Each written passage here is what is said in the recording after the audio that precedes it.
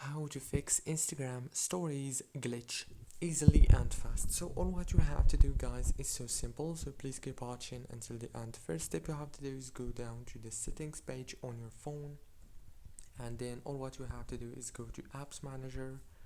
And after you go to apps manager, now all what you have to do is click here on apps, and then all what you have to do is simple. Just wait a few seconds, scroll down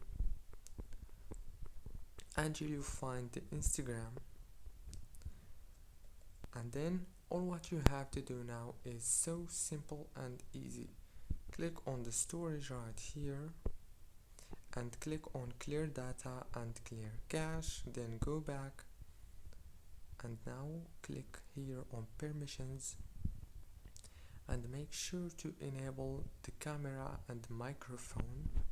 Go back here. Now the last step is click on the power usage details and make sure to enable this option right here. Go back, and this time the last step is restart your phone and reopen Instagram, and the problem must be solved. Don't forget to like, subscribe.